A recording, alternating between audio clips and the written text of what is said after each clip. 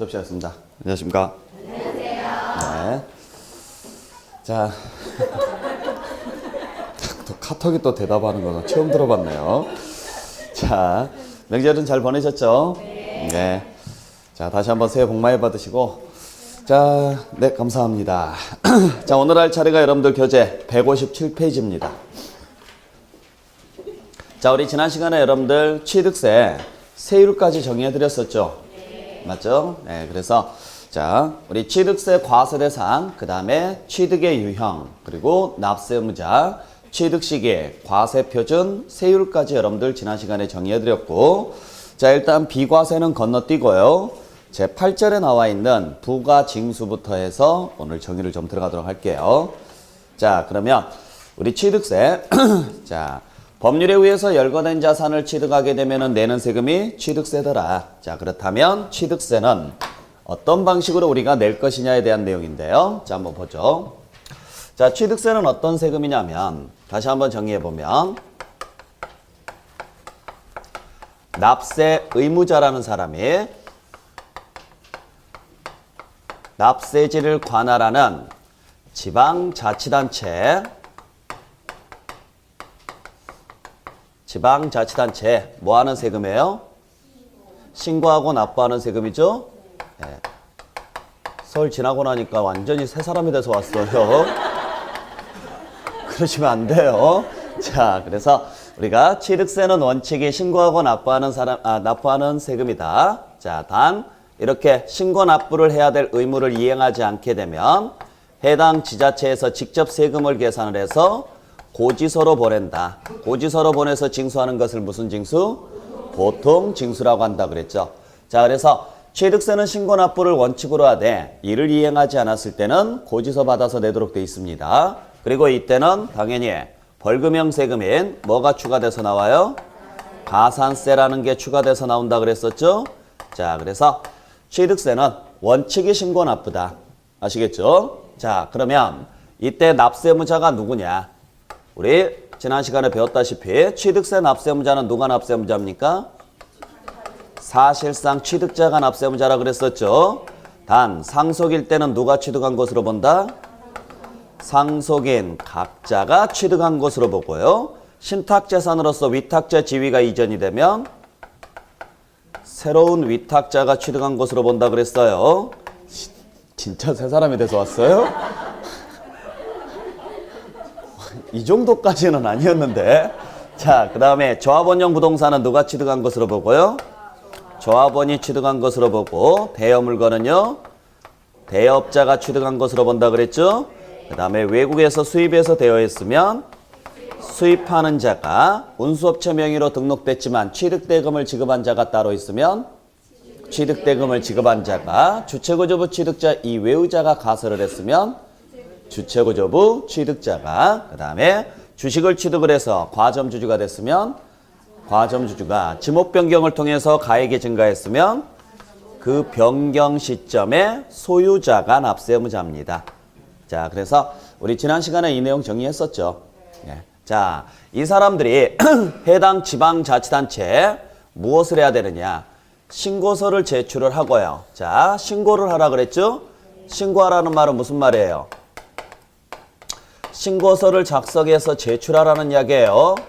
자, 그래서 신고서를 작성해서 제출하고 그 제출한 금액만큼을 은행에 가서 납부하시면 돼요. 그게 기본이에요. 그때 취득세는 지방세 중에서도 특별시나 광역시나 도에서 징수하는 세금이죠. 그래서 취득세는 특광도세입니다. 다만 자, 신고서 제출의 편의를 위해서 우리가 신고서를 제출을 할 때는 그냥 가까운 시군구에다가 제출하는 거예요. 그래서 여러분들이 오해하지 말아야 될 게 취득세가 만약에 시군구세다 그러면 틀린 문장이에요. 취득세는 어디에서 집행한다? 특별시나 광역시나 도에서 집행을 하는데 단지 신고서 제출의 편의를 위해서 신고서만큼은 그냥 가까운 어디에다가 내도록 돼 있다? 시나 군이나 구에다가 제출하도록 돼 있어요. 그때 자, 어디에 있는 시군구에다가 제출을 해야 되느냐? 그 납세지가 어디냐라는 거죠. 자, 현행 지방세는 자, 납세지는 다 법률로 규정돼 있는데 자, 지방세는 물세가 원칙이다, 인세가 원칙이다? 물세가 원칙이라 그랬죠. 그래서 납세지 판단할 때는 물건 중심으로 판단을 해주셔야 돼요. 반대로 국세는 인세다 물세다? 인세예요. 그래서 국세를 판단할 때는 국세에서 납세지 판단할 때는 사람 중심으로 판단할 거야. 자, 그래서 현행 지방세법상 납세지는 어떻게 규정이 되어 있느냐면 부동산의 경우에는 그 부동산 소재지가 납세지예요. 임목 같은 경우에는 그 임목 소재지가 납세지예요. 자, 그래서 부동산이나 임목처럼 이동이 불가능한 것들은 그냥 글자 그대로 가시면 돼요. 부동산이니까 어디가 납세지? 부동산 소재지. 임목이면 어디가 납세지? 임목 소재지예요. 대신 차량이나 기계장비나 선박이나 항공기처럼 이동이 가능한 것들 있죠. 이러한 것들은 그 물건 소재지하게 되면은 안 돼요. 왜냐하면 이동이 가능하니까 그래요. 만약에 차량이다 그러면은 차량 소재지 해버리게 되면 고속도로에 차가 있으면 어떻게 돼요? 고속도로에서 고지서가 와야 되죠. 말이 안 된다는 이야기예요. 그래서 차량처럼 이동이 가능한 것들은 어디로 가도록 돼 있느냐면 등록지로 가도록 돼 있고요. 선박은 선박을 등록해 놓은 곳을 어디라고 하느냐면 선적항이라 그래요. 그 다음에 항공기를 등록하는 곳을 어디라고 하느냐면 정치장이라고 이야기합니다. 자, 그래서 선박이나 차량이나 기계장비나 또는 차량 같은 경우는 우리가 각각 그 이름을 쓰시면 안 되고요. 뭘 써야 돼요? 등록지를 써야 되는데 차량 같은 경우는 그냥 등록지라고 하면 되는데 중요한 것은 선박이나 항공기 주의하셔야 돼요. 선박은 선박 소재지가 아니라 선박을 등록한 곳을 뭐라고 한다? 선적항. 항공기도 항공기 소재지가 아니라 항공기를 등록해 놓은 정치장이라는 곳이 있더라. 이곳이 납세지예요. 그래서 이곳을 관할하는 지방자치단체에 신고를 하셔야 돼요. 그 다음에 광업권은 광구 소재지가 납세지라고 합니다. 광구가 어딘지는 아시죠? 광산 입구, 즉 다시 말해서 광산이 있는 곳이 납세지예요. 그 다음에 어업권은 어장 소재지라고 해요. 그 외에 회원권 등이 있는데 회원권까지는 모르셔도 되니까 상관없고요. 자, 그래서 납세지는 뭘로 규정을 해놨느냐면 법률로 규정을 해놨고 이 납세지는 취득세뿐만 아니라 등록면허세도 똑같아요. 그 다음에 재산세도 똑같고요. 그러니까 여기에서 한번 여러분들이 정리를 해주시게 되면 나중에 취득세나 등록면허세나 재산세 다 동일하게 적용한다라고 보시면 돼요. 그래서 이 중에서 부동산은 정확히 외우고 계셔야 되겠죠? 자, 그래서 부동산은 어디가 납세지다? 부동산 소재지가 납세지고 선박 주의하셔야 돼요. 선박은 선박 소재지가 아니라 선적항이라고 하고 항공기는 항공기 소재지가 아니라 정치장이라고 하고요. 광업권은 광업사무소 주소지가 아니라 광구 소재지, 어업권은요 어장 소재지라고 합니다. 요 5개는 꼭 좀 기억을 좀 해주세요. 무슨 말인지 아셨죠? 자, 그래서 부동산은 다시 한번 부동산은 어디가 납세지? 부동산 소재지, 선박은 선적항, 항공기는 정치장, 광업권은 광구 소재지, 어업권은 어장 소재지입니다. 자, 이곳을 관할하는 지방자치단체에 신고서를 제출을 하고 그리고 은행에 납부까지 이행하시면 돼요. 아시겠죠? 자, 근데 문제는 단서조항이 붙어요. 여기에. 그래서 여러분들 교재 보시게 되면 납세지 쭉 나와 있죠? 다음 장에 넘겨보시면 158페이지로 가보세요. 자, 158페이지에 2번에 자, 뭐가 나와 있느냐면 이렇게 납세지가 정해져 있는데 이러한 납세지가 분명하지 아니할 때가 있어요. 그때는 어디를 납세지로 한다고 돼 있어요? 취득, 물건 소재지입니다. 취득, 물건 소재지가 납세지다. 자, 꼭 주의하셔야 될 게 납세지가 분명하지 아니하면 그때는 취득자, 주소지가 납세지다. 이런 식으로 문제를 내요. 무조건 틀려요. 절대적으로 사람 주소지는 안 나옵니다. 그래서 어디가 납세지다? 물건 소재지가 납세지더라. 납세지가 불분명하면 물건 소재지가요. 그러니까 부동산 같은 경우는 별 문제가 안 생겨요. 어차피 부동산은 무조건 어디가 납세지니까? 부동산 소재지가 납세지니까 문제가 안 생기는데 선박이나 항공기 등이 문제예요. 자, 예를 들어서 내가 취득하고자 하는 선박이 내가 이번에 계약에 의해 매매로 사는 선박이 목포에 가 있어요. 근데 나는 평택항을 선적항으로 등록을 할 거예요. 그러면 납세지는 목포다, 평택이다. 평택이 되는 거예요. 쉽게 말하면. 무슨 말인지 아시겠죠? 그러니까 배를 사게 되면 우리가 차를 사게 되면은 등록을 하죠. 어느 지역인가 한 곳에는 등록을 하잖아요. 배를 사더라도 한 곳에 등록을 해야 돼요. 그 등록해 놓은 곳이 어디다? 선적항이라는 건데 만약에 내가 배를 샀는데 등록을 안 해요. 그러면 선적항이 어디인지 알아요, 몰라요? 모른다고요. 그때는 그냥 그 배가 있는 곳이 납세지예요. 그래서 목포에가 배가 있으니까 목포가 납세지가 된다라는 이야기예요. 자, 그래서 취득자 주소지로 절대 가시면 안 돼요. 눈 씻고 찾아봐도 사람 주소지는 절대 안 나옵니다. 아시겠습니까? 그래서 지방세에서 누구누구 주소지 요딴 식으로 문장이 나왔다. 다 틀린 문장. 꼭 기억하시길 바라요. 자, 그리고 그 밑에 세 번째. 둘 이상의 지자체에 걸쳐 있다 라고 나오죠. 그때는 양가로 1번에 어떻게 하도록 돼 있냐면 끝에 가서 보니까 어떻게 하도록 돼 있어요? 소재지별로 안분하도록 돼 있어요. 즉 다시 말해서 둘 이상의 지자체에 걸쳐 있다 그러면 싸우지 마라 그래서 안분하도록 돼 있다라는 이야기예요. 그래서 각각 소재지별로 안분하십시오. 안분이라는 말이 무슨 말입니까? 나누라는 이야기죠. 그때 무슨 비율로 나누느냐? 양가로 2번에 끝에 줄에 가보니까요. 뭐라고 돼 있어요? 시가 표준액 비율로 나누시라고요. 시가 표준액 비율로. 그래서 시험제 나올 때 만약에 면적 비율로 나눈다라고 하면은요. 틀린 문장이에요.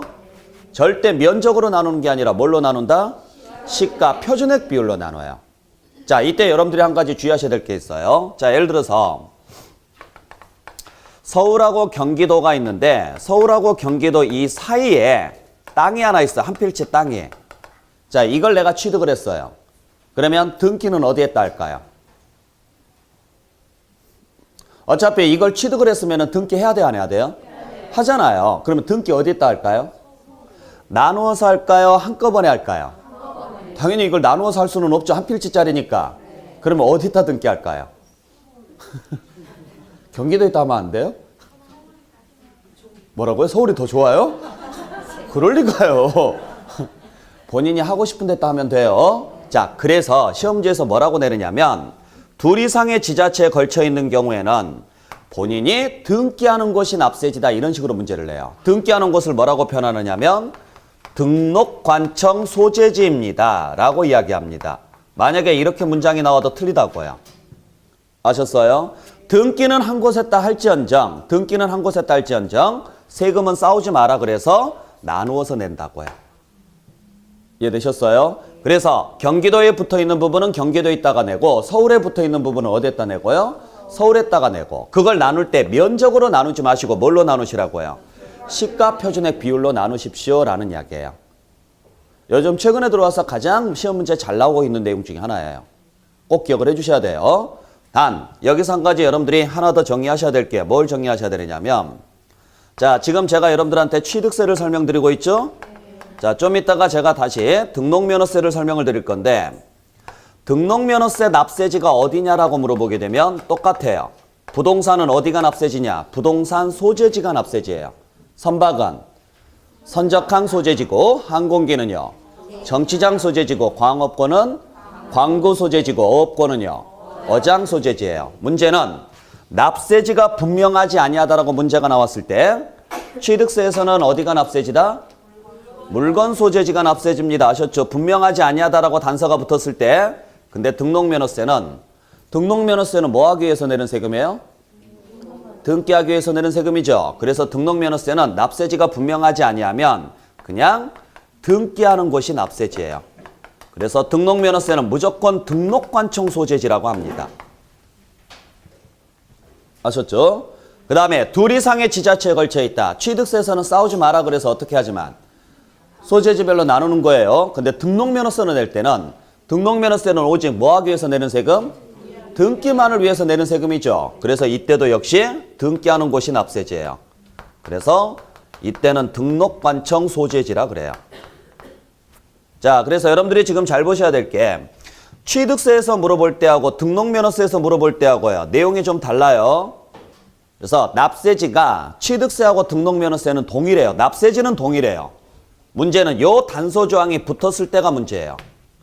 납세지가 분명하지 아니하다라고 단서 조항이 붙었을 때 취득세에서 나오면은 어디가 납세지? 물건 소재지지만 등록면허세에서 나오게 되면 그냥 등록관청 소재지가 되는 거고요. 둘 이상의 지방자치단체가 걸쳐 있다. 그때 취득세에서 문제가 나오면 싸우지 마라 그래서 어떻게 하고요? 소재지별로 나누시되 만약에 등록면허세에서 문제가 나왔다. 등기를 나누어서 할 수는 없거든요. 그래서 어디가 납세지다? 등록관청 소재지가 납세지예요. 그러니까 등록관청 소재지라는 말이 만약에 취득세에서 나오면 맞다 틀리다? 틀린 문장이라고요. 그래서 등록관청 소재지는 취득세에서 쓰시면 안 돼요. 어디에서 쓰는 편이에요? 등록면허세에서 쓰는 편이에요. 취득세에서는 죽었다 깨어나도요. 등록관청 소재지라는 말을 안 써요. 그러니까 이걸 구분을 좀 잘해 주시라는 이야기예요. 자, 그래서 여기까지 해서 납세지를 간단하게 정리를 하고 자, 그렇다면 다시 한번 정리를 해봤을 때 자, 취득세는 언제 납세무가 성립하는 세금이에요? 납세무 성립일이 언제냐고요? 취득세 납세무 성립일은 취득하는 때죠. 그죠? 자, 그래서 취득세는 법률에 의해서 열거된 자산을 뭐 했을 때? 취득할 때 내는 세금이 취득세다. 그래서 열거된 자산을 취득했을 때 취득세 납세무는 생긴다. 그걸 뭐라고 한다? 성립이라고 하죠. 그죠? 그래서 우리가 총론 시간에 취득세는 언제 납세무가 성립하느냐? 취득하는 때다. 등록면허세는요? 등록하는 때고 재산세나 종합부동산세는 과세기준일인 6월 1일이고 소득세는요? 과세기간이 끝나는 때라 그랬었죠. 자, 그래서 취득세는 언제 납세무가 성립한다? 취득하는 때 그것도 무엇을? 열거된 자산을. 그렇기 때문에 이 두 가지 요건이 모두 충족이 돼야 납세무가 성립이 되죠. 그래서 우리가 제일 처음에 여러분들한테 열거된 자산에 대해서 설명을 드렸죠. 그래서 우리가 취득세 과세 대상 물건은 지방세법에 열거된 것만 과세한다. 그때 열거된 것은 총 14개가 있는데 크게 나누면 몇 개가 있느냐? 3가지가 있죠? 뭐가 있어요? 부동산, 준부동산, 권리가 있었죠. 그래서 부동산에는 뭐가 들어가고? 토지건축물이 들어가고 준부동산에는 선박, 항공기, 기계장비, 차량, 임목이 들어가고 권리에는요? 광어회가 들어갔었죠. 광어권, 어업권, 회원권. 회원권의 종류에는 다시 5개가 있다. 골프, 승마, 콘도, 요트, 종합체육시설 이용 회원권. 보이죠? 보이죠? 자, 그래서 이렇게 열거된 자산을 뭐 했을 때? 취득했을 때. 그때 취득의 유형에는 크게 2가지가 있다. 하나는 사실상 취득이 있고 또 하나는 간주 취득이 있더라. 다시 사실상 취득에는 원시 취득과 승계 취득이 있고 승계 취득에는 다시 유상, 무상이 다 들어간다. 그 다음에 간주 취득에는 뭐가 있었다? 증축, 개수, 지목 변경이나 종류 변경으로 인한 가액 증가와 주식을 취득을 해서 과점 주주가 되는 경우가 있었다. 다 배웠었잖아요. 자, 그래서 법률에 의해서 열거된 자산인 부동산, 준부동산 권리를 사실상 취득하거나 간주 취득했을 때 생기는 세금이 바로 뭐다? 취득세다. 그러면 취득을 했으면 납세무가 성립이 됐으니까 그 다음에는 무엇을 해야 되느냐? 법으로 정해놓은 날짜까지 법으로 정해놨다 그래서 뭐라 그래요? 법정기한이라고 한다 그랬죠. 요 법으로 정해놓은 날짜까지 납세무자가 직접 신고하고, 즉 다시 말해서 신고서를 작성해서 뭐하고요? 제출하고. 신고서를 납부할 수는 없어요. 신고서를 제출을 하고 그리고 그 금액을 은행에 가서 뭐 하시면 돼요? 납부까지 이행하라고요. 근데 만약에 이렇게 해야 됨에도 불구하고 신고 납부 의무를 이행하지 않았다. 즉 다시 말해서 신고서를 제출하지 않거나 신고서를 제출하지 않았다. 이를 뭐라고 한다 그랬어요? 무신고라고 한다 그랬죠? 또는 신고서는 제출을 했는데 적게 신고했다. 이걸 무슨 신고? 과소신고라고 한다 그랬죠? 여기서 과소의 기준은 뭐예요? 시가표준액이죠. 그러니까 신고하지 않거나 아니면 시가표준액보다 적게 신고하거나 그랬다면 그 부족 부분은 정부에서 직접 나서서요. 결정해서 고지서 보낸다 그랬죠? 그래서 예외적으로 해당 지자체에서 뭐해서 결정 또는 경정해서 뭘 보낼 것이다? 고지서를 보낼 것이다. 이렇게 고지서 보내서 징수하는 것을 우리는 무슨 징수라고 한다? 보통 징수라고 한다 그랬었죠.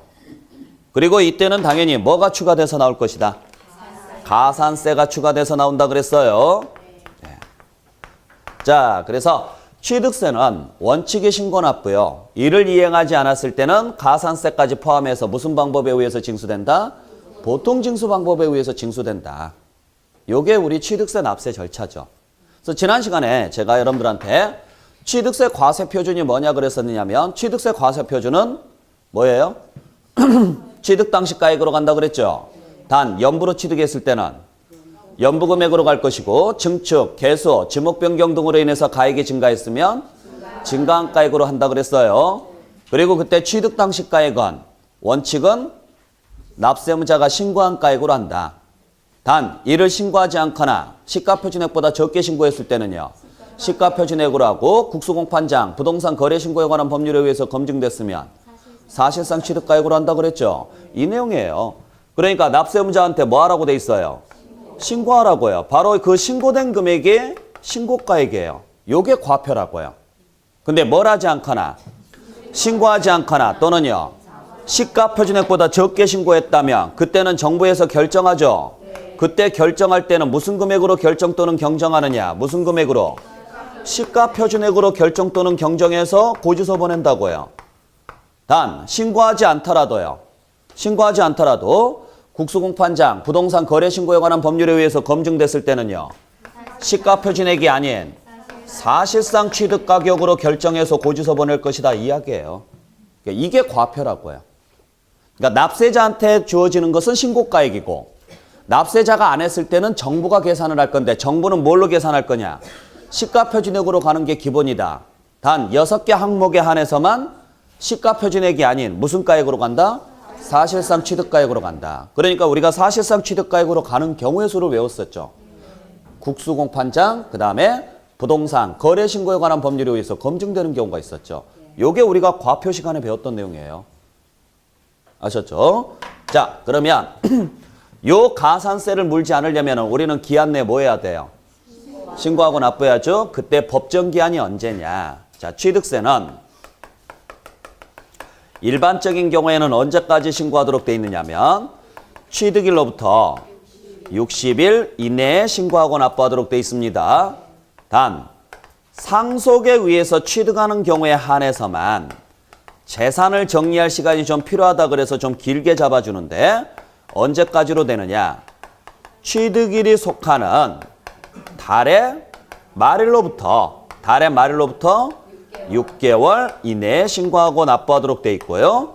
단 그 상속받은 사람이 외국에 거주하고 있으면 우리나라로 들어올 시간이 좀 필요하다 그래서 3개월을 더 연장해 줬어요. 그래서 9개월 이내에 신고하고 납부하시면 돼요.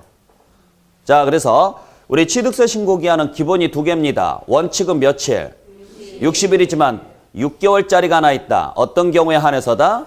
상속인 경우에 한해서고, 그리고 주의하셔야 될 건 월수로 계산할 때는 반드시 달의 말일로부터예요. 일수로 계산할 때는 그 날로부터예요. 아셨죠? 하지만 월수로 계산할 때는 그 날로부터가 아니라 그 날이 속하는 달의 말일로부터예요. 왜냐하면 날짜 계산을 좀 더 수월하게 하기 위해서 일수 계산은 하지 말아라. 일수는 무조건 언제로 끝내줄 테니까. 말일로 끝내줄 테니까 달수 계산만 해라 이야기예요. 아셨어요? 대신 60일은 그나마 저 짧으니까 이건 그냥 일수 계산 다 해라. 그래서 이때는 달의 말일이 아니라 그냥 그 날로부터고, 월수 계산할 때는 기간이 좀 길다 보니까 그 날로부터 계산하게 되면 굉장히 복잡해져요. 그래서 이때는 그냥 뭐만 바꾸자 그래서 달수만 바꾸고 끝나는 날은 무조건 언제로 끝내라. 말일로 끝내라. 그래서 그 날로부터가 아니라 언제로부터요? 달의 말일로부터예요. 그래서 꼭 기억하셔야 돼요. 월수 계산할 때는 항상 언제로부터다? 말일로부터고요. 일수로 계산할 때는 그 날로부터예요. 이해되셨어요? 꼭 기억을 해주시길 부탁드릴게요. 자, 그래서 자 우리가 예를 들어서 지금 2월 4일이다. 자, 2월 4일이 취득일이었다면 여기서부터 60일을 계산을 하게 되면 언제가 돼요? 끝났어요. 자, 근데 예를 들어서 2월 4일이다. 여기서부터 달의 말일로부터 6개월을 계산하면 언제입니까? 그래요. 바로 나오잖아 이건요. 그죠? 그러니까 계산하기 편하게끔 하기 위해서 얘는 무조건 언제로 끝내겠다? 말일로 끝내겠다. 그러니까 일수 계산은 하지 말아라. 무슨 계산만 해라? 월수 계산만 해라. 월수 계산만. 6개월을 더해서. 아셨죠? 그래서 60일짜리는 시험 문제 안 내요. 날짜 계산하라는 문제는 안 내는데 상속은 날짜 계산하는 문제를 내요. 왜냐면 얘는 쉬우니까. 얘는 손가락으로 날짜를 다 세야 되니까 절대 안 내요. 그러니까 그런가 보다 하세요. 이해되셨죠? 그래서 그리고 참고로 60일은 계산이 어렵죠. 그래서 다 바꿨어요. 국세지방세 전부 다 60일을 전부 다 뭘로 바꿨느냐면 2개월로 싸그리 다 바꿨어요. 60일짜리는.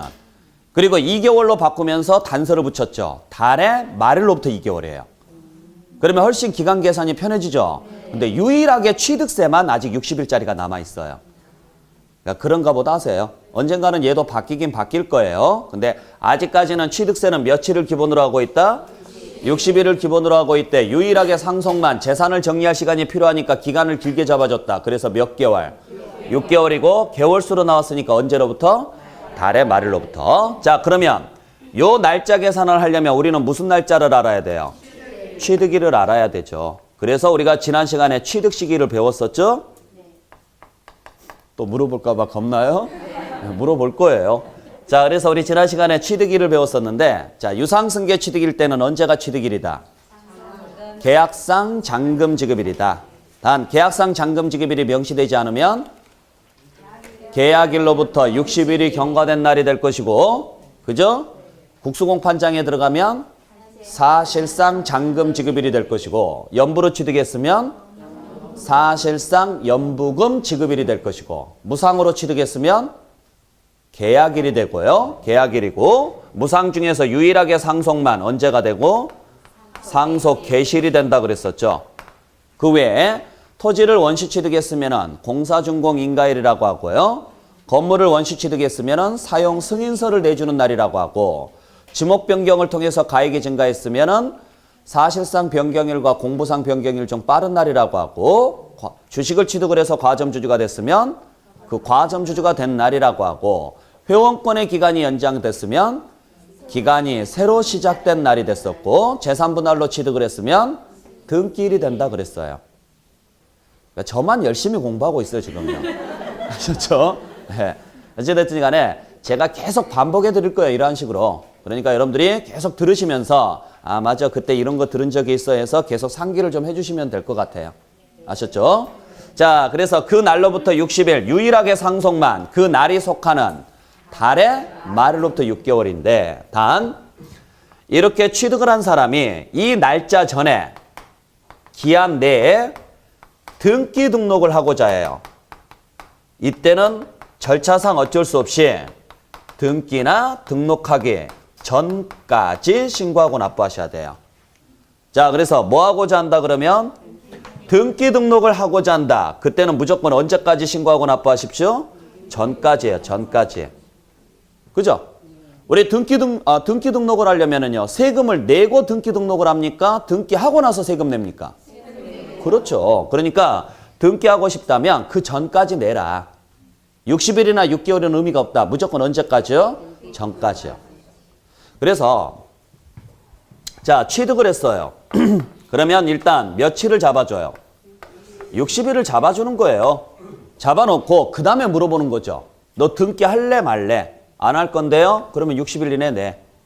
저 할 건데요? 언제 할 건데? 이때 할 거예요. 그래도 60일 이내에 내. 이야기예요. 근데 저 이때 할 건데요? 이제 이러면 이야기가 달라지죠? 기한 내에 등기가 들어가죠? 그때는 60일이 필요가 없다고요. 왜? 등기하고 싶으면 세금을 먼저 내야 되니까. 그래서 전까지, 등기하기 전까지 뭐 하시라고요? 신고하고 납부하시라는 이야기예요. 왜? 납부 영수증이 있어야 등기 접수가 가능하니까. 그래서 기한 내에 등기 등록을 하고자 한다라고 나왔다. 그러면 무조건 언제까지 신고 납부한다? 전까지예요. 등기 등록일로부터 며칠 이런 단어 나오면 무조건 다 틀립니다. 네. 자, 그래서 기본 세 가지 했다가 하나 더 정리해서, 자, 우리가 취득을 했을 때 비과세나 과세 면제나 경감을 받았어요. 근데 나중에 가서 일정한 사유로 인해서 이게 부과 대상이 되거나 추징 대상이 될 때가 있고요. 또 하나는 일반 부동산을 취득을 했는데 이게 나중에 가서 중과 대상이 될 때가 있어요.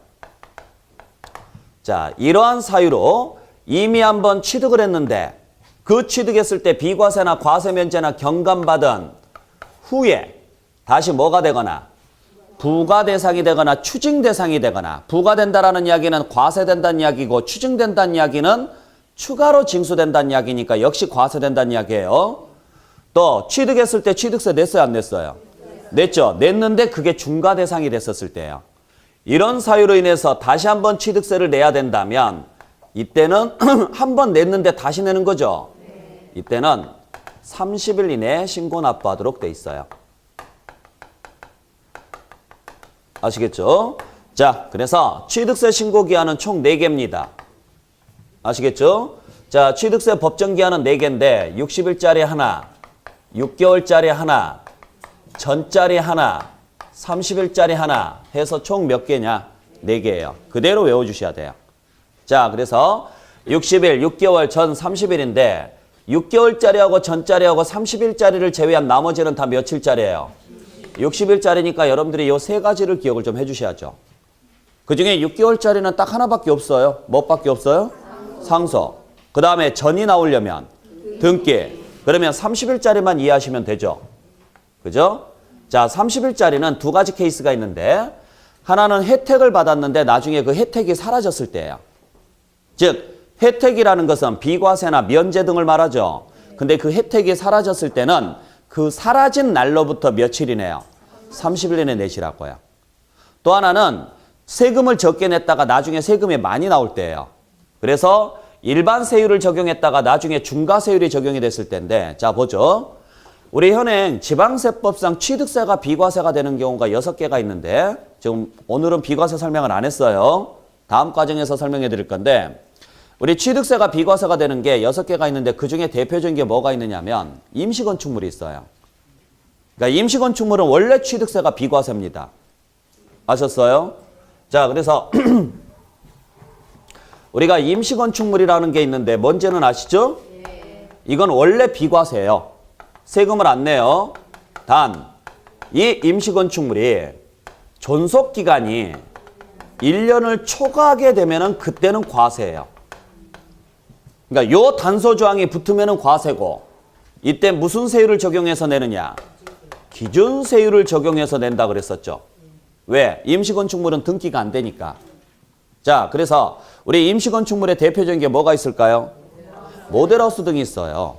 그러면 예를 들어서 보통 모델하우스가 얼마나 있다가 철거가 돼요? 뭐 상황에 따라서 달라지겠지만은 예를 들어서 이번에 분양을 목적으로 해서 모델하우스를 하나 지었어요. 건설사에서. 그리고 한 6개월이나 7개월 정도 있다가 분양 끝나면 철거할 생각이에요. 그러면 모델하우스를 신축을 했으면 신고해야 돼, 안 해야 돼요? 해야 돼요. 할 때 존속기간을 꼭 적어야 돼요. 그래서 8개월로 존속기간을 적어놓고 신고를 넣었더니 지자체에서는 뭘 해주느냐? 비과세 판정을 해줘요. 문제될 거 없죠? 그런데 한 7개월째 되니까 그냥 이걸 철거하는 것보다 그냥 그 자리에 계속 놔두는 것도 괜찮을 것 같아요. 광고 효과도 있고 해서. 그래서 마음이 바뀌었어요. 그냥 계속 놔두겠다. 한 2년 정도는 계속 그 자리에 놔두겠다. 뭐 별로 쓸 일도 없지만 계속 좀 그래서 요즘은 모델하우스라고 안 하고 뭐라고 합니까? 상시주택 전시관이라고 그러잖아요. 안 그래요? 요즘은 주택 전시관이라고 나와 있죠. 그래서 바로 철거 안 해요. 1년, 2년 계속 가지고 있어요. 그래서 마음이 바뀌어서 처음에 비과세 받았는데 마음이 바뀌어가지고 1년 넘게 계속 가지고 있을 생각이다. 그러면 그때부터 며칠이네요. 30일 이내에 그 사유서 제출하면서 뭐 하시면 돼요? 신고하고 납부하시라고요. 그 이야기예요. 또 우리가 비과세 되는 것 중에 하나가 뭐가 있느냐면 부동산을 취득했을 때 국가에게 귀속시킬 조건으로 취득한 때가 있어요. 그러니까 내가 이 건물을 사요. 건물을 사면서 바로 이 자리에서 기부계약서를 써요. 나 이 건물 딱 5년만 쓰고 기부할게. 국가 입장에서는 고맙잖아요. 그러니까 비과세 해줘요. 국가가 모든 비용을 다 대준다고요. 중요한 건요. 조건을 이행해야 돼, 안 해야 돼요? 자, 비과세 받았는데 한 1년 지나니까요. 왠지 주기가 싫어요. 그래서 안 주겠대요. 그러면 그때부터 역시 며칠이네요. 30일 내내 내셔야 돼요. 그 이야기고. 자, 일반 부동산을 취득했는데 이게 중과세 대상이 됐을 때도 마찬가지. 여러분들 우리가 중과세 대상해가 몇 개가 있었습니까? 중과세 대상해가 크게 두 가지가 있었죠? 하나는 3배짜리가 있었고 또 하나는요. 5배짜리가 있었습니다. 3배짜리는 과밀억제권역 내에서 공장이나 법인을 세웠을 때고 5배짜리는 사치성 재산이라고 그랬어요. 사치성 재산. 그때 사치성 재산에는 5개가 있다. 뭐가 있다? 별골, 오선주가 있더라. 그때 별이 뭐예요? 별장, 골이, 골프장, 오가, 보급, 오락장. 그죠? 선이, 고급 선박, 주가, 고급 주택이 있다 그랬죠? 그 중에 고급 오락장이 뭐예요? 땡기는 거. 땡기는 거. 카지노. 땡기는 거 카지노. 카지노 말고 또 나이트클럽이라든지 이런 것들. 이게 다 고급 오락장이에요. 그러니까 놀러만 가지 말고 앞으로는 나이트클럽 들어갈 때 부킹할 생각만 하지 말고요. 아셨어요? 입구에 딱 들어가는 순간 아 이게 고급 오락장이야. 요게 취득세에서 5배 내는 그 사치성 재산이라는 거. 아셨어요? 캬바레 이런데 이해되셨죠? 나이트클럽이나 캬바레나 단란하게 술 먹는 곳이나 요딴 곳들 이러한 곳들이 전부 다 뭐에 해당하느냐면 다 고급 오락장이에요. 사치성 재산으로 봐요. 쉽게 말하면 우리가 업종 표시할 때 유흥주점으로 업종 표시가 돼 있는 부분 있죠. 그러한 것들이 전부 다 고급 오락장이라고 보시면 돼요. 자, 그러면 문제는 뭐냐면 자, 건물을 하나 취득을 했어요. 건물을 하나 취득을 했는데 매매로 산 거예요. 매매로 샀는데 이 건물이 뭐냐면 노래방이에요. 그래서 노래방 건물을 하나 샀습니다. 얼마에 샀느냐? 6억에 샀어요. 자, 샀으니까 뭐 해야 돼요? 취득세 내야 되죠? 자, 매매로 취득했으니까 등기해야 돼, 안 해야 돼요? 해야 되죠. 그러면은 표준세율이다, 기준세율이다? 표준세율이고 매매 후 표준세율은 몇 프로입니까? 4%죠. 왜? 유상이니까. 유상은 4%가 원칙이죠. 단 농지만 3%고 주택은 1%, 2%, 3%라고 그랬었죠. 자, 그래서 6억에 4%에서 2,400만 원을 계산을 해서 이를 신고하고 납부해야 돼요. 며칠 이내? 60일 이내 신고 납부하라고요. 단 그 전에 등기할 때는 등기하기 전까지요. 근데 이걸 안 했어요. 안 했으면 여기에 뭐가 추가돼서 나와요? 가산세가 추가돼서 나오죠. 그래서 가산세 500만 원까지 붙여서 총 2,900만 원을 결정해서 고지서를 보내서 징수합니다. 자, 이랬다고 치죠. 근데 노래방으로 운영을 하다 보니까 장사가 잘 안 돼요. 노래방은 일반 오락장이에요. 고급 오락장 아니에요. 그래서 안 되겠다 그래서 업종 전환을 시켜요. 그래서 유흥주점으로 바꿔버려요. 술 파는 노래방으로. 그러면서 업종 전환이 됩니다. 그래서 업종을 변경을 시켜요. 그러면 내가 부동산을 새로 취득했어요? 아니죠. 업종 변경한 거죠. 그래서 뭘로 바꿨느냐면 고급 오락장으로 바꿔버린 거예요. 물론 바꾸면서요. 뜯어 고쳤을까요? 안 고쳤을까요? 고쳤겠죠. 그래서 얘가 얼마가 됐느냐면 10억짜리가 됐어요. 이것저것 설치하고 뭐하고 하다 보니까 10억이 된 거예요. 그러면 취득세 내야 돼, 안 내야 돼요? 얼마에 대해서? 4억. 왜?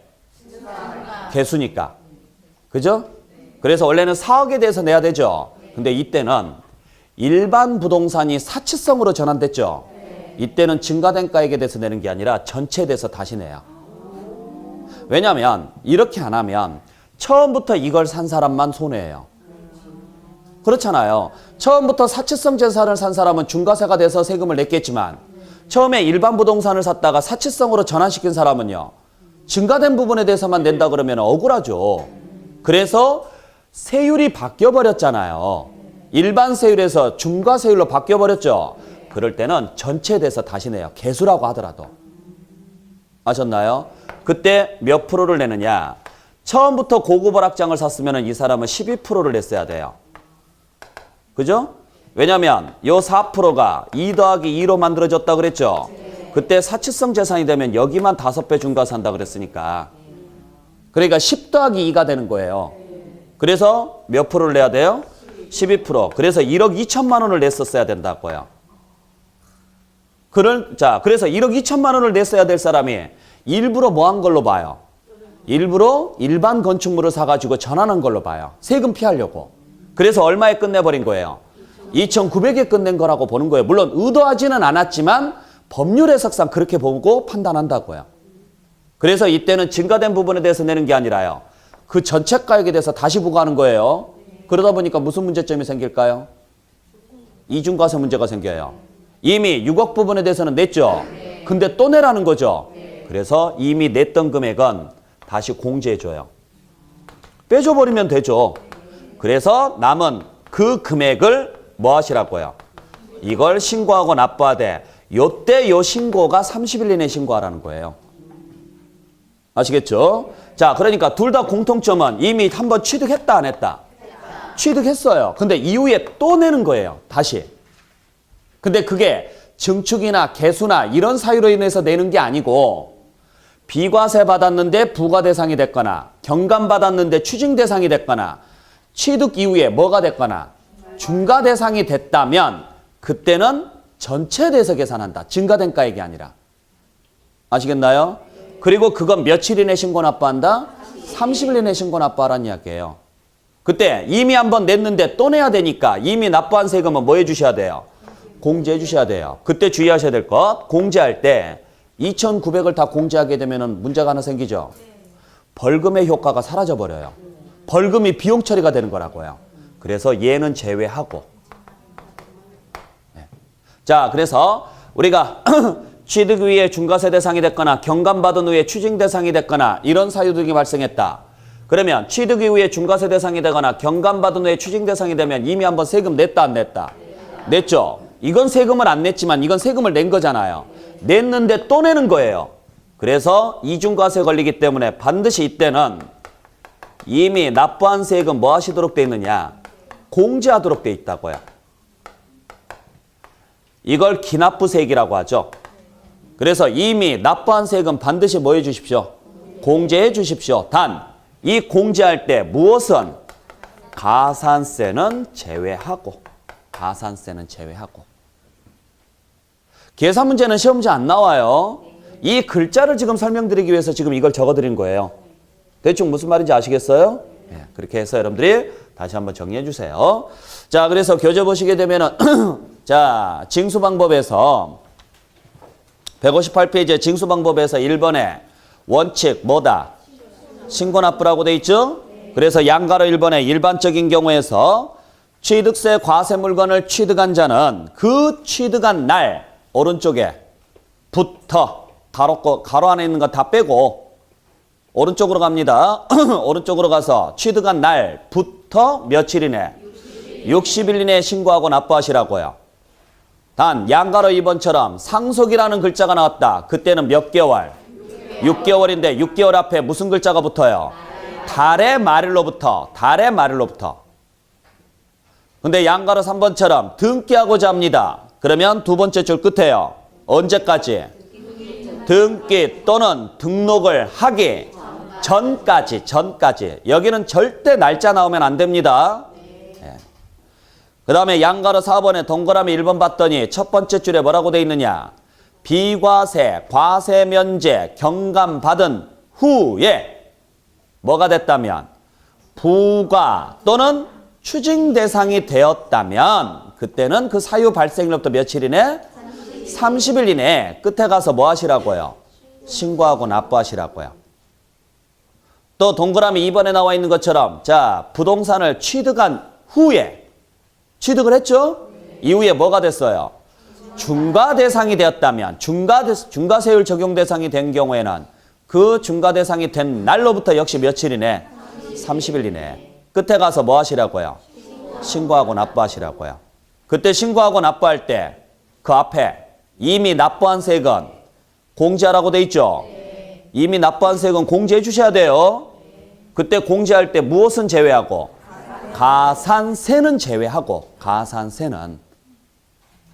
자, 그래서 나중에 문제 풀 때 뭐만 볼 거냐면 숫자가 잘 보일까요? 글자가 잘 보일까요? 그래서 숫자부터 볼 거예요. 취득세 문제가 나왔어요. 근데 숫자가 60일이 나왔어요. 그러면 앞에 가서 별다른 말이 없어야 돼요.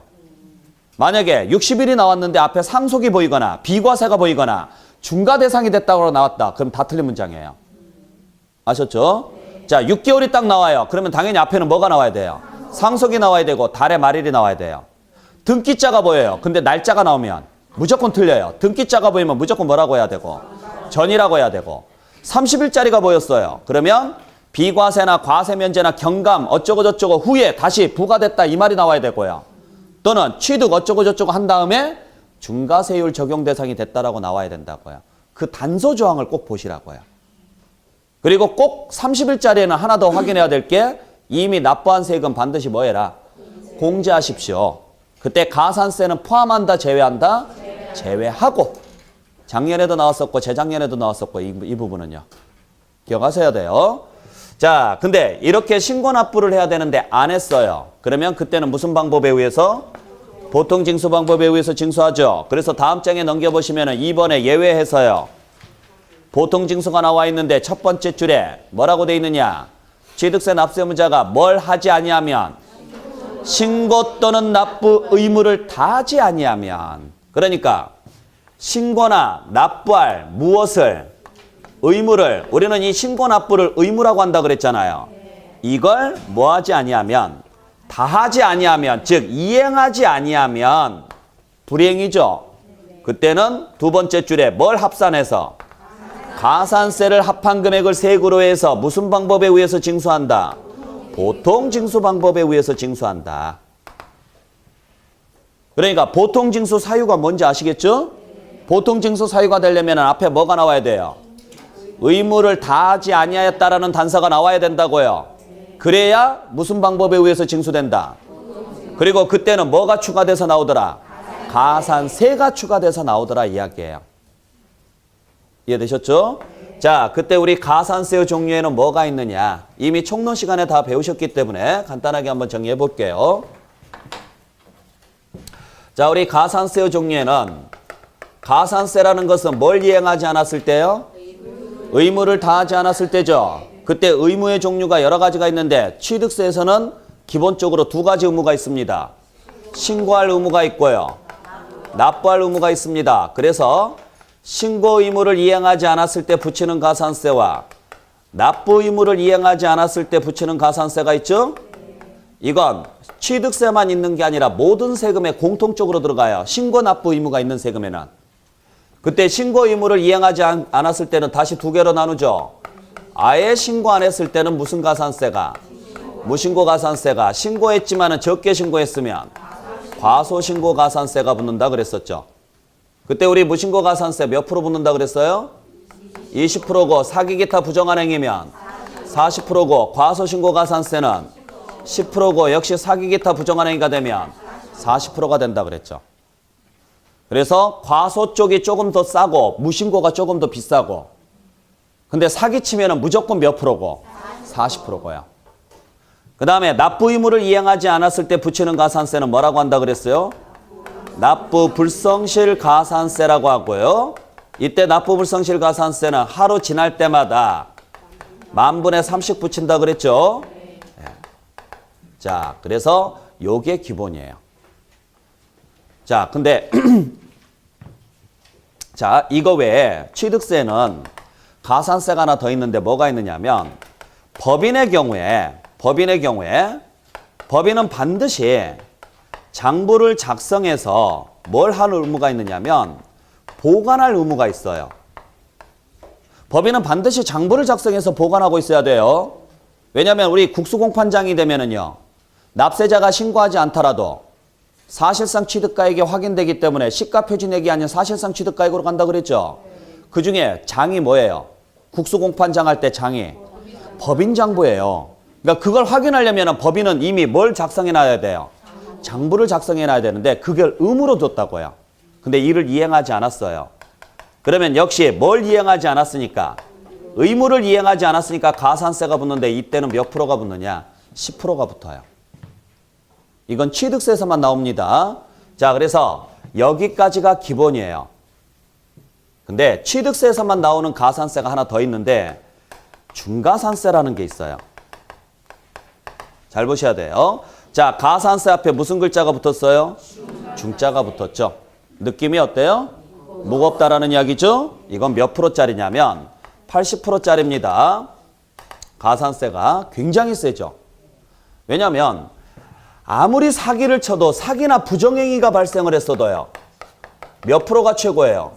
40%가 최고예요. 사기나 부정행위가 발생해도. 근데 이 경우는 여기에 2배인 몇 프로를요? 80%를 부과하겠다는 이야기예요. 굉장히 센 거예요. 자, 그래서 전제 조건이 하나 따라붙는데 그 조건이 뭐냐면 취득세 과세 물건을 사실상 취득을 했는데 이를 신고하지 아니하고 매각했을 때예요. 요 세 가지 전제 조건이 다 붙어야 돼요. 자, 그래서 취득세 과세 물건을 사실상 취득했는데 뭐 하지 아니하고 신고하지 아니하고 매각했대요. 자, 신고 안 했으면 원래는 무신고 가산세가 붙어야 돼요. 일단 신고 안 했으니까 무슨 가산세가? 무신고 가산세가 붙어야 되고, 신고 안 했으니까 뭣도 안 했을 거냐? 납부도 안 했을 거예요. 그러니까 무슨 가산세도 붙어야 되느냐면 납부 불성실 가산세도 붙어야 돼요. 아셨어요? 자, 그래서 우리가 신고에 붙이는 가산세하고 납부에 붙이는 가산세로 나누는 이유가 뭐 때문이냐면, 자, 우리가 이렇게 나누는 이유가 신고도 안 하고 납부도 안 한 사람에 대해서 납부도 안 한 사람, 또는 과소신고함으로 인해서 과소납부한 사람, 또는 정상신고를 했는데 신고는 정상적으로 신고했는데 납부만 안 한 사람, 이걸 구분하기 위해서 우리가 이렇게 두 개로 나눈 거예요. 자, 그래서 신고도 안 하고 납부도 안 했다. 그러면 무신고 가산세, 납부 불성실 가산세. 과소신고해서 과소납부했다. 그러면 과소신고 가산세, 납부 불성실 가산세. 신고서는 제대로 제출을 했는데 납부만 안 했다. 그러면 납부 불성실 가산세만 붙는 거예요. 아시겠나요? 그러니까 당신이 신고서 냈습니까? 안 냈습니까? 이거하고 납부했습니까? 안 했습니까? 이거 두 개를 동시에 나누어서 판단한다고요. 나누어서. 그래서 일단 신고서 냈는지 안 냈는지를 물어봐서 안 냈으면 무신고 가산세, 냈는데 적게 냈으면 과소신고 가산세, 신고서에 적게 적었으면. 그 다음에 이제 뭘 물어봐요? 납부했느냐 안 했느냐를 물어봐요. 납부 안 했으면 무조건 납부 불성실 가산세, 납부했지만 원래 내야 될 세금보다 적게 냈어도 납부 불성실 가산세예요. 그래서 가산세 종류가 기본적으로 몇 개로 쪼개져요? 두 개로 쪼개지는 거예요. 두 개로. 신고에 붙이는 가산세하고 납부에 붙이는 가산세 두 개로 쪼개지는 이유가 그것 때문이라고요.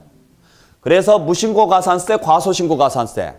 여기는 그냥 전부 다 납부 불성실, 납부 불성실, 납부 불성실이라고요. 이해되셨어요? 그러니까 여러분들이 문제를 풀 때요, 신고를 물어봤느냐, 납부를 물어봤느냐를 잘 보시라고요.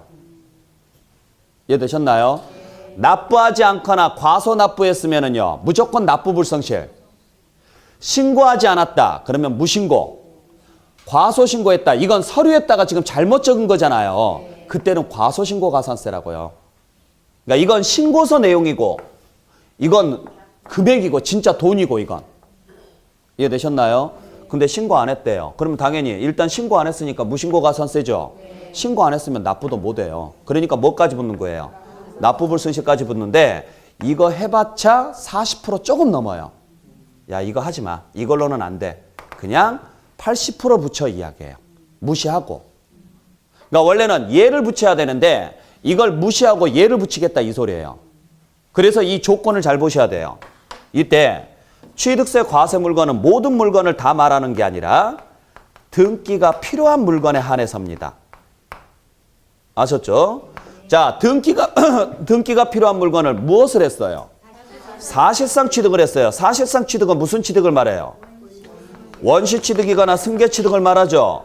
자, 등기가 필요한 물건을 사실상 취득했습니다. 그러면 무엇을 해야 될까요? 등기해야 돼요. 원시 취득이니까 무슨 등기를? 보전 등기를, 승계 취득이니까 이전 등기를 해야 돼요. 근데 등기하려면 반드시 세금을 내야 돼요. 근데 안 내고 팔아버렸다고요. 그 말은 등기 안 하고 팔았다는 소리죠. 미등기 전매가 돼요. 미등기 전매가. 세법에서는 사기를 치거나 즉 다운계약서 등을 써가지고 사기를 치거나 또는 부정행위가 있다고 하더라도 그냥 나쁜 놈이에요. 하지만 미등기는 죽일 놈이에요. 그래서 얘는 용서가 안 돼요. 그래서 만약에 미등기 전매에 걸리게 되면은 그때는요 무신고고 뭐고 다 필요 없어요. 그냥 몇 프로 다 붙여버리겠다고요. 80% 붙여버리겠다 이야기예요. 이거 무시하고. 이해되셨죠? 잘 기억하셔야 돼요. 그래서 요건 세 가지 정확히 알고 계셔야 됩니다. 자, 첫 번째는 뭐가 필요한 물건에 한해서예요? 등기가 필요한 물건에 한해서예요. 두 번째는 그걸 뭐 했을 때예요? 사실상 취득을 해야 돼요. 그리고 세 번째 이를 뭐 하지 아니하고 신고하지 아니하고 매각하게 되면 아셨죠? 시험 문제에서는 미등기 전매라고는 안 나옵니다. 이건 그냥 설명드리기 위해서 말씀드린 거고 이 글자대로 나와요. 요 글자가 모두 충족돼야 돼요. 동시에 모두 충족이 돼야 돼요. 그럴 때는 다 무시하고 그냥 몇 프로 부과하겠다? 80% 부과하겠다라는 이겁니다. 주의하셔야 될 것은 이 80%는 세율은 아닙니다. 이건 세율이 아니라 가산세라고요. 가산세가. 잘 보셔야 돼요. 자, 그러면 바꿔서 이야기하면 이 요건 중에 하나라도 충족이 안 되면 중과산세는 적용한다 안 한다? 안 해요. 즉 바꿔서 말해서 만약에 취득세 과세 물건 중에서 등기가 필요 없는 물건이다. 그래서 그 등기가 필요 없는 물건을 사실상 취득을 했는데 이를 신고하지 아니하고 매각했다. 중과산세 적용한다 안 한다? 안 해요. 중과산세를 적용 안 한다라는 거지 가산세를 적용 안 한다라는 이야기는 아니에요. 가산세는 내야 돼요. 얘를 적용 안 하겠다고요. 그러면 우리 취득세 과세 물건 중에서요. 등기가 필요 없는 물건 있어요 없어요? 있죠. 건축물 중에서 시설 같은 경우요. 대표적으로 골프 연습장 같은 경우 있잖아요. 이러한 것들은 골프 연습장이라든지 레저시설, 저장시설 이러한 것들 있죠. 이러한 것들은 지붕이 없기 때문에 등기 자체가 있다 없다? 없다. 그래서 기준세율 대상이라 그랬잖아요. 그 기준세율 대상 같은 경우 그러니까 내가 골프 연습장을 매매로 샀어요. 매매로 샀는데 그냥 팔아버린 거예요. 신고 안 하고. 미등기다 아니다? 아니에요. 왜? 얘는 원래부터가 등기가 없었으니까. 그래서 거기에 대해서는 정상적으로 무신고 가산세 또는 납부불성실 가산세를 적용하는 거지 중과산세는 적용 안 한다고요. 이해되셨어요? 또는 등기가 필요한 물건이라고 하더라도 그게 사실상 취득이 아닌 무슨 취득이라면 간주 취득에 들어간다면 그때는 중과산세 적용한다 안 한다? 안 하는 거예요. 이해하시겠나요? 그래서 간주 취득의 대표적인 게 지목 변경 등이 있죠. 그래서 자 토지를 사실상 취득을 했다. 토지를 사실상 취득했지만은 이를 신고하지 아니하고 매각했다. 중과산세 적용한다 안 한다? 한다고요. 일단 토지면 등기가 필요한 자산 맞죠? 그것도 사실상 취득했죠? 그러면 등기해야 돼요 안 해야 돼요? 해야 되는데 이를 신고하지 아니하고 매각했으니까 미등기예요. 그러니까 그때는 중과산세가 적용이 돼요. 근데 토지에 지목을 변경함으로 인해서 가액이 증가했음에도 불구하고 그 증가한 가액을 신고하지 아니하고 해당 토지를 매각했다. 그건 중과산세 적용한다 안 한다? 안 한다고요. 그러니까 문장을 잘 봐야 돼요. 지금 이 문장에서 물어보고 있는 게 사실상 취득을 물어봤다면 중과산세를 적용하지만 간주 취득 쪽이 나오게 되면 중과산세는 적용한다 안 한다? 안 하는 거예요. 구분할 수 있겠어요? 잘 기억을 해주셔야 돼요. 자, 그래서 여기까지가 여러분들이 보셔야 될 가산세입니다. 교재에는 나와 있으니까 여러분들이 한번 읽어보세요. 아셨죠? 그래서 160페이지에 보시게 되면은 가산세에서요. 무신고 가산세, 과소신고 가산세, 납부불성실 가산세 나와 있죠? 이건 우리가 이미 총론 시간에 배웠으니까 여러분들이 그냥 보시고요. 그 다음에 2번에 중과산세에서 나와 있죠? 거기에 보시면은 양가로 1번에 뭐라고 돼 있느냐? 납세무자가 무엇을? 취득세 과세 물건을 이게 첫 번째 조건이에요. 두 번째 무엇을 한 후에? 사실상 취득한 후에 사실상 취득 이게 두 번째 조건이에요. 세 번째 뭐 하지 아니하고? 신고하지 아니하고 매각해야 돼요. 이게 세 번째 조건이에요. 이때는 일반적인 가산세 규정에도 불구하고 그냥 얼마를? 100분의 80을 가산한 금액을 세액으로 하여 보통징수 방법으로 징수한다. 어차피 고지서 보내야 되잖아요. 신고 안 했으니까. 고지서 보내니까 보통 징수인데 그때 일반 가산세가 아니라 100분의 80의 가산세를 적용하겠다고요. 이걸 중가산세라고 해요. 근데 양가로 이번에 뭐라고 돼 있느냐. 다만 다음의 경우에는 그러하지 아니하다. 즉 중가산세 적용한다 안 한다. 안 한다. 어떤 경우가 있느냐. 동그라미 1번에 나와 있는 것처럼요. 뭘 필요로 하지 않는다면. 등기 등록을 필요로 하지 않는 물건이라면. 아셨어요? 네. 물론 회원권은 제외하고 이건 나중에 설명드릴게요. 그 다음에 동그라미 2번에 나와 있는 것처럼 지목 변경이나 종류 변경이나 주식 취득 등 취득으로 보는 취득, 취득으로 보는 무슨 말이에요? 간주 취득을 말하는 거죠. 이 경우에 들어가게 되면 중과산세 적용한다 안 한다? 안 한다고요. 이해하시겠죠? 잘 기억하시길 바라요. 자, 그리고 다음 장에 넘겨보시면 3번에 자, 아까 말씀드렸던 것처럼 법인은 반드시 장부를 작성해서 보관해야 되죠. 근데 그걸 안 했다. 그러면 이때도 가산세가 붙는데 양가로 2번에 나와 있는 것처럼 두 번째 줄에요. 얼마가? 100분의 10입니다. 10%입니다. 기억을 해주시길 부탁드릴게요. 자, 그래서 우리 가산세의 종류는 크게 자, 몇 프로짜리가 있느냐? 기본적으로 10%짜리가 있고요. 20%짜리가 있고요. 40%짜리가 있고 1일 만분의 3짜리가 있습니다. 요게 기본입니다. 그래서 10%짜리는 과소신고, 20%짜리는 무신고, 40%짜리는 사기 기타 부정한 행위, 만분의 3은 납부 불성실 가산세. 그러니까 신고하고 관련된 게 3개, 납부하고 관련된 게 하나. 그죠? 거기에 법인이 장부를 작성하지 않았으면 그때는 그냥 10%. 됐죠? 그리고 굉장히 비싸게 과세하는 게 하나 있다. 80%짜리가 있다. 요게 무슨 가산세? 요게 중가산세라고요. 그러니까 요 숫자들을 여러분들이 일단 외워주셔야 돼요. 이건요. 어쩔 수 없어요. 그러면 자 가산세로서 나올 수 있는 게 10, 20, 40, 그 다음에 80. 만분의 3은 뭐 별로 어려운 건 아니니까. 그러면 만약에 가산세 문제가 나왔어요. 근데 50이 나와요. 그럼 무조건 틀린 거예요. 가산세 문제가 나왔어요. 근데 30이 나와요. 그럼 무조건 틀린 거예요. 이해되셨어요? 가산세에서 50%나 30%짜리가 있어요, 없어요? 없죠. 근데 이게 매년 나와요, 시험 문제에서. 그딴 식으로. 그러면 내용을 읽을 필요가 없다라는 거예요. 맨 끝에 가서 봤더니 가산자가 보여요. 가산자가 보이면 100% 가산세 문제인데 중간에 숫자가 50이 나와요. 그냥 틀린 거라고요. 근데 그걸 또 읽고 앉아 있으면은요. 지금은 읽어요, 보통은. 근데 나중에 가서는 그런 거 읽지 말라고 할 거라고요. 왜? 이러한 것들을 기본적인 항목들을 여러분들이 알고 계신다면 이제는 포인트만 잡고 문제를 푸는 거예요. 가산세 문제네? 봤더니 10이 나와요. 그러면 이제 그때는 문장을 봐야죠. 10이 나왔으니까 과소신고 아니면 법인이 장부 어쩌고저쩌고 나왔어야 되잖아요. 20이 나와요. 그럼 무신고가 나왔어야죠. 납부가 나올 게 아니라 무신고가 나와야 된다고요. 근데 30이 나와요. 그럼 그냥 틀린 거라고요. 또 그걸 찾고 있지 말고. 분명히 30짜리가 뭐가 있었던 것 같은데 그러시면 안 돼요. 아셨어요? 잘 보시라는 이야기입니다. 자, 그리고 자, 이거 외에 우리 취득세는 오른쪽에 보시게 되면 자, 면세점이라는 제도가 있어요. 취득세. 자, 면세점이라는 제도가 있는데 이것도 취득세에서만 존재하는 제도입니다. 그래서 일정 금액이 안 되면 세금을 안 내는 제도가 있는데 그게 얼마냐? 얼마라고 돼 있어요? 50만 원 이하예요. 무엇이? 가액이. 가액이 얼마? 50만 원 이하면 과세하겠다 안 하겠다? 안 한다. 기억해 주시길 바랍니다.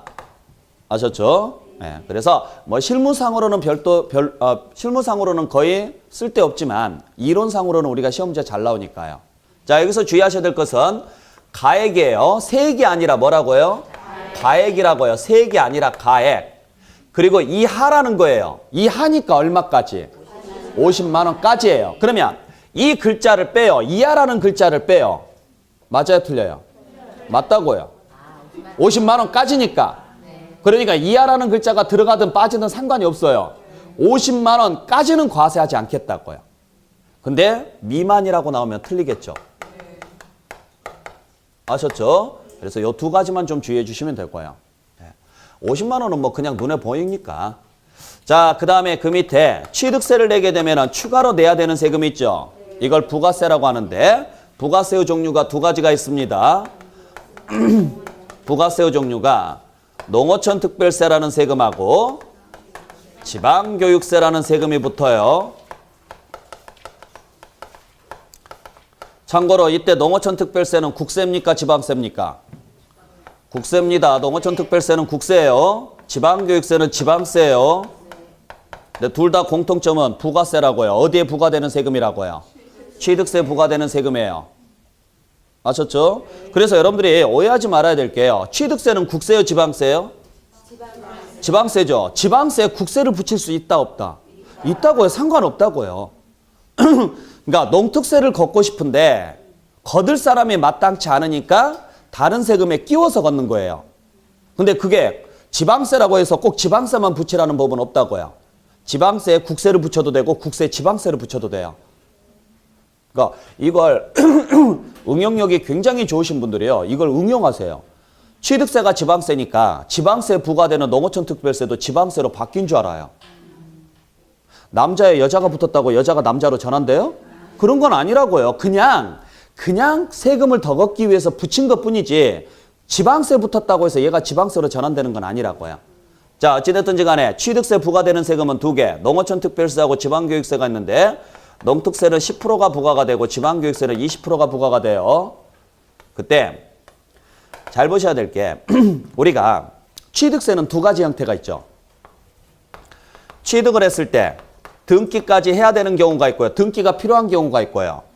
취득을 했지만 등기가 필요 없는 경우가 있고요. 그죠? 등기가 필요 없는 경우가 있죠? 어찌됐든지 간에 등기가 필요하든 필요 없든 취득세는 내야죠. 그때 취득에 부과되는 세금이 농특세 10%고요. 등기에 부과되는 세금이 지방교육세 20%예요. 그러니까 옛날 취득세 부과됐던 세금이 농특세고요. 옛날 등록세 부과됐던 세금이 지방교육세였어요. 근데 지금은 취득세하고 등록세 통합해서요. 취득세 하나로 내죠. 그래서 취득세 두 개가 붙는 거예요. 그러면 등기까지 필요한 세율은 등기가 들어갈 때 적용하는 세율을 무슨 세율? 표준세율이라고 하고 등기가 필요 없는 세율은 기준세율이라고 하죠. 그때 표준세율 적용 대상에는 부가세가 두 개가 다 붙죠. 여기에는 취득하고 등기가 다 들어가니까. 근데 기준세율 적용 대상에는 취득은 들어가지만 등기는 안 들어가니까 농특세만 부과되겠죠. 요것만 알고 계시면 돼요. 네. 자세한 계산 구조는 모르셔도 되니까. 자, 그래서 여기까지가 여러분들이 보셔야 될 취득세 전체적인 내용입니다. 자, 납세 절차는요. 어떤 세목이든지 간에 굉장히 중요해요. 그러니까 납세 절차는 무조건 시험 문제 나온다라고 알고 계시고 이게 취득세 전체 구조예요. 이걸 좀 더 세부적으로 펼쳐서 우리가 구체적으로 배웠던 거죠. 납세의무자가 누가 있었으며 그 다음에 열거된 자산에는 뭐가 있었으며 취득의 유형에는 뭐가 있었고 취득 시기는 언제였고 신고서 작성할 때 과세표준은 뭘 적었으며 세율은 뭘 적었을 것이고 신고 안 했을 때 과세표준은 뭘로 잡을 것이며 여기에 적용할 세율에는 뭐가 있었는지 그걸 우리가 세부적으로 배웠던 거고 그걸 모아놓으니까 이 그림이 되는 거예요. 아셨어요? 그러니까 우리가 공부를 할 때는 나무를 봐야 돼요? 숲을 먼저 봐야 돼요? 그렇죠. 전체적인 숲을 먼저 그린 다음에 거기에서 내가 필요한 곳을 찾아가는 게 제일 중요한 거예요. 그러니까 세법에서 제일 중요한 부분은 이 납세 절차가 제일 중요합니다. 납세 절차가 일단 머릿속에 어느 정도 정리가 되면 그 다음부터는요. 하나씩 이제 들어가면서 이번에는 여기를 한번 잡아보자. 이번에는 여기를 잡아보자 하면서 하나씩 체크해 가는 거예요. 이해되셨어요? 자, 그래서 여러분들이 취득세 다 포기하더라도 이건 절대 포기하시면 안 돼요. 납세 절차는. 다른 세목들도 다 마찬가지예요. 당연히 앞에서 이것저것 설명해드리고 마지막에 가서 제가 납세 절차를 설명할 거거든요. 납세 절차는 100% 외우고 계셔야 돼요. 이해되셨죠? 자, 여기까지 정리하시고 잠시 쉬었다가 우리 등록면허세 정리하도록 할게요. 쉬었다 갑니다.